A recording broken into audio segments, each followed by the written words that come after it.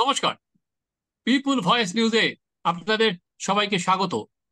তেহরানে হামলায় ইসমাইল হানিয়ের মৃত্যু হয়েছে।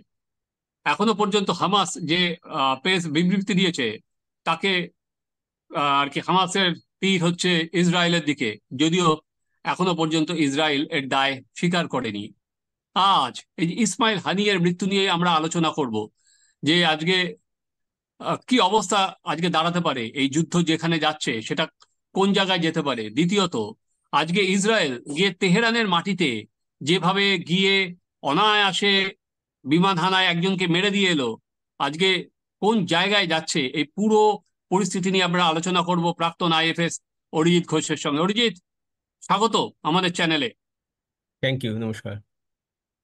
অরিজিৎ, কিভাবে আজকে এই যে হামাসের যে প্রধান, রাজনৈতিক প্রধান ইসমাইলের মৃত্যু এবং ইরানের মাটিতে মৃত্যু, পুরোটাকে কিভাবে দেখছেন? আহ, এখানে দুটো ব্যাপার আছে। একটা হচ্ছে ইসরায়েলের দৃষ্টিভঙ্গি থেকে দেখা, আর অন্যটা হচ্ছে হামাসের দৃষ্টিভঙ্গি থেকে দেখা। হ্যাঁ। তারপর আমি বলবো যে অন্যান্য দেশগুলো এগুলো কিভাবে দেখছে। দেখুন, ইসরায়েলের দৃষ্টিভঙ্গি থেকে দেখতে গেলে বেঞ্জামিন নেতানিয়াহু প্রবাবলি সম্ভবত আর ওই শান্তি প্রস্তাবের দিকে বিশেষ তার আগ্রহ নেই বলে মনে হচ্ছে। হ্যাঁ। হয়তো হতে পারে যে তিনি বুঝতে পেরেছেন যে ওই যে যারা পণবন্দী ছিল তাদের আর ফিরে পাওয়া যাবে না, তাদের হয়তো বেশিরভাগই হুম। মারা গেছে, বা তাদের ফিরে পাওয়াটা আর কোনো যুক্তিযুক্ত আশা নয়। এবং সেহেতু তিনি আরো মানে মরিয়া হয়ে কাজ করছেন। এটা একটা।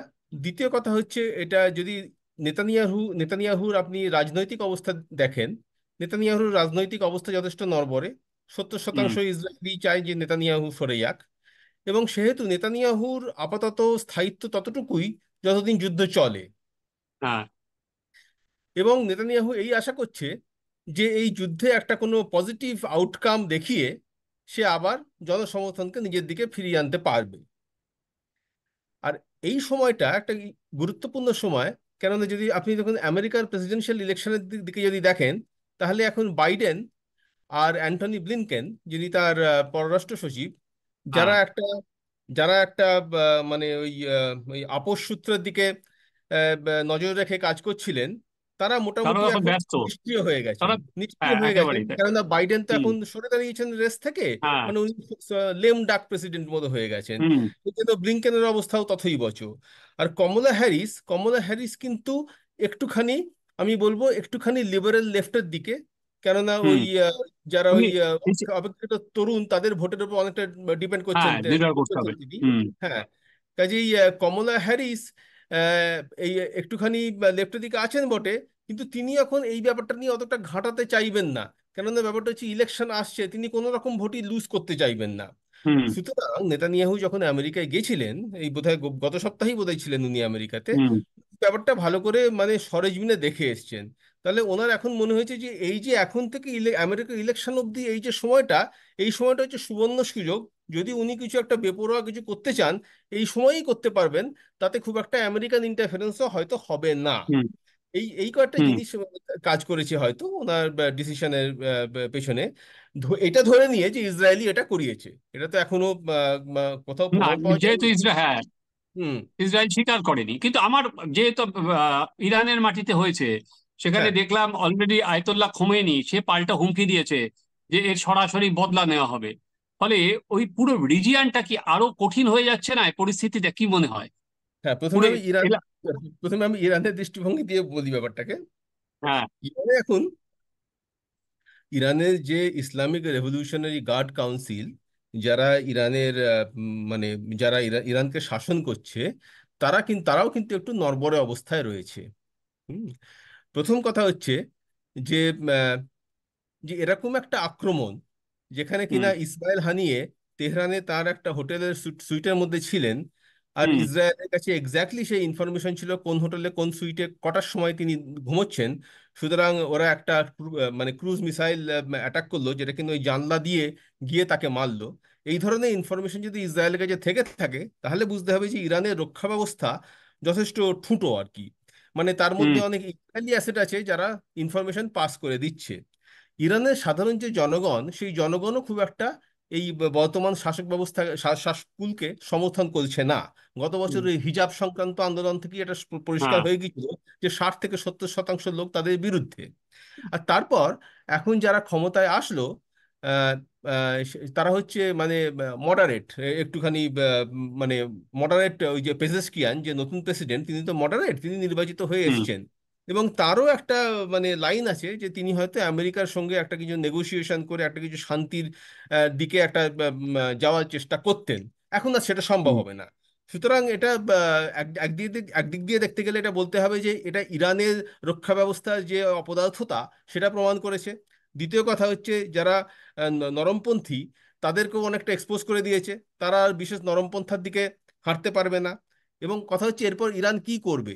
দেখুন, হুম। গতবার কি হয়েছিল, গতবার বোধহয় এপ্রিল মাসেই ইসরায়েল অ্যাটাক করেছিল ইসরায়েলের দামাস্কাসে যে এম্বাসি আছে সেখানে, এবং আক্রমণ করে ইরানের কিছু মিলিটারি অফিসারকে তারা মেরেছিল। ফলে ইরান তার তার তার কানে প্রতিশোধ নিতে 120টা ড্রোন আর 300টা মিসাইল হানে হুম। ইসরায়েলের দিকে। তাদের একটাও কিন্তু ইসরায়েলে পৌঁছতে পারেনি, তাদের সবাইকে ইসরায়েলে আয়রন ডোম যে অ্যান্টি মিসাইল সিস্টেম আছে তারা মানে প্রতিহত করে দেয়। সুতরাং ইরানের যে ক্ষমতা খুব বেশি সরাসরি মানে প্রতিশোধ নেওয়ার, তাও কিন্তু নয়। হুম। তা অরিজিৎ, আমার যেটা জানা যে মোসাদ এতটাই ক্ষমতাশালী, কিছুদিন আগে আমরা দেখলাম যে বেইরুটে গিয়ে মেরে দিয়ে এলো ফুয়াদ শুকুরকে, তারপরে এখানে আজকে তেহরানে গিয়ে তারা স্ট্রাইক চালিয়ে এলো। ফলে হুম। আজকে মোসাদ এবং ওই 7ই অক্টোবরের ওই ঘটনার পর নেতানিয়াহু কিন্তু মোসাদকে অবাধে ছাড় দিয়ে দিয়েছিলেন। আজকে এখনো পর্যন্ত ইসরায়েল আর কি ডিমান্ড করেনি বা তারা এটা দায় নেয়নি, কিন্তু সেখানে কিন্তু উনি ছাড় দিয়ে দিয়েছিলেন যেখানে হামাসের নেতৃত্ব আছে, তোমরা তোমাদের মতো বুঝে নাও। ফলে আমি হ্যাঁ, আমি সেটাই আজকে আমি সেটাই আপনার থেকে জানতে চাইছি যে যে মোসাদের যে অপারেশন, তাহলে আজকে কি সর্বময়? মোসাদ খুবই আমি বলবো খুবই ক্ষমতাশালী এবং খুবই কার্যকর অর্গানাইজেশন। 7ই অক্টোবরের যে ঘটনাটা ইসরায়েল হয়েছিল হুম। হয়েছিল সেটা মোসাদের ব্যর্থতা নয়। সেটা ছিল শিন বেট বলে ওদের যে ইন্টারনাল সিকিউরিটি অর্গানাইজেশন আছে তাদের ব্যর্থতা। শিনবেট হচ্ছে আমাদের ইন্টেলিজেন্স ব্যুরো বা আইবি, হুম। আর মোসাদ হচ্ছে আমাদের RAW বা র। হ্যাঁ। মোসাদ র। এক্সটার্নাল মোসাদ হুম। এক্সটার্নাল ইন্টেলিজেন্স দেখে, আর শিনবেট দেখে ইন্টারনাল ইন্টেলিজেন্স। 7ই অক্টোবরের ব্যর্থতা হচ্ছে শিনবেটের ব্যর্থতা। মোসাদ কিন্তু খুব এফেক্টিভ এক্সটার্নাল ইন্টেলিজেন্সের দিক দিয়ে। আপনি দেখতে পাচ্ছেন যে ইরান থেকে যে ওদের কাছে অব্যর্থ ইনফরমেশন আসছে, এমনকি লেবানন থেকে অব্যর্থ ইনফরমেশন আসছে। হ্যাঁ, তার মানে হচ্ছে তাদের যে হিউম্যান ইন্টেলিজেন্স এইসব দেশে নেটওয়ার্ক সেটা খুবই স্ট্রং, সেটা খুবই কার্যকরী। হুম। আমার যে শেষ প্রশ্ন রয়েছে সেটা হচ্ছে, আমরা এখনো পর্যন্ত দেখতে পাচ্ছি কাতার, চীন, জর্ডান, এরা লেবানন এর সমালোচনা করেছে, কিন্তু ভারত কিন্তু এখনো কোনো স্ট্যান্ড নেয়নি। কিন্তু আমরা এখনো পর্যন্ত কিন্তু ভারত দেখছি ইসরায়েলের প্রতি অনেক ঝুঁকে আছে সেই সেই দিকে। এরপরে কিভাবে দেখছেন সেই ভারতের অবস্থানকে, কিভাবে দেখছেন? দেখুন, ভারতকে তো সব দিক দেখে চলতে হবে না। ভারতকে একটা খুবই হ্যাঁ। একটা মানে খুবই সন্তর্পণে চলতে হবে। হ্যাঁ। একদিকে ইসরায়েলের সঙ্গে এবং আমেরিকার সঙ্গে ভারতের হুম। অর্থনৈতিক, সামরিক এবং অন্যান্য স্ট্র্যাটেজিক হ্যাঁ। রিলেশনশিপ আছে। অন্যদিকে ইরানও আমাদের স্ট্র্যাটেজিক পার্টনার। ইরানে আমরা চারবাহার পোর্ট করছি, হুম। এবং এই যে পশ্চিম এশিয়া থেকে আমাদের বেশিরভাগ ক্রুড অয়েল, পেট্রোলিয়াম যেটা, সেটা এখান থেকেই হ্যাঁ। আসে। হ্যাঁ, সুতরাং এই সমস্ত দিকে বাঁচিয়ে দেখতে দেখে চলতে হবে। আপনার মনে আছে হয়তো ইরানের কুদস নেতা ছিলেন কাসিম সোলেমানি, তাকে হ্যাঁ। আমেরিকা মেরেছিল, এবং তারপর হুম। ইন্ডিয়ার একটা স্টেটমেন্ট দিয়েছিল বটে। সেই হুম। স্টেটমেন্টটাও ওরকম খুব সন্তর্পণে দেওয়া, যাতে কিনা কোনো পক্ষই চটে না যায়। হ্যাঁ, আর কি সাপও মরে লাঠিও নামে এরকম টাইপের। না, ইন্ডিয়া আমি সবসময় হ্যাঁ তাই। মানে মানে মানে মানে মানে বেসিক্যালি যাতে কোনোভাবেই মানে নিজের ওপর দোষ না পড়ে আর কি, কারণ এখানে তো আমাদের উপর দোষ না। দেওয়ার কিছু নেই। হ্যাঁ। হুম। কিন্তু এখানে কি একটা স্ট্রং নিজের অবস্থান নিতে হবে না? যে জায়গায় যাচ্ছে সেই জায়গায় কি ভারতের একটা স্ট্রং অবস্থান নিতে হবে না, না এইভাবে আর কি করে পাশ কাটিয়ে বাড়িতে বেরিয়ে যাবে?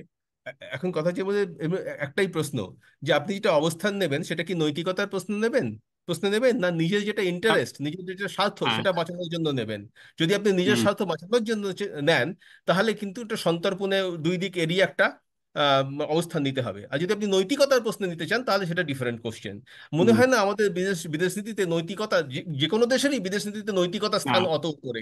সমস্ত দেশই তার নিজের স্বার্থের কথা বিবেচনা করে পজিশন নেয়। হুম। অরিজিৎ, আজ এই পর্যন্তই। আগামী দিনে দেখি যে এই যুদ্ধ আর কতটা এসকালেট করে, কিভাবে অ্যাটল ইরান বা বা ওখান থেকে হামাস পাল্টা কোনো আঘাত আনতে পারে কিনা, বা ভারতের অবস্থান কোন জায়গায় গিয়ে দাঁড়ায়, যেটা ভারত তার মতো করে চলে, না ভারত কোনো চাপের কাছে মাথা নয়। এখনো পর্যন্ত আমরা যেটা দেখতে পাচ্ছি, ভারত একটা, যেমন একদিকে রাশিয়ায় যাচ্ছে, একদিকে ইউক্রেনে গিয়েও গলা মেলাচ্ছে, দুদিকেই রাখতে পারছে। আজকে এই পর্যন্তই অরিজিৎ, অসংখ্য ধন্যবাদ আমাদের চ্যানেলে অংশ নেওয়ার জন্য। থ্যাংক ইউ, থ্যাংক ইউ, ধন্যবাদ।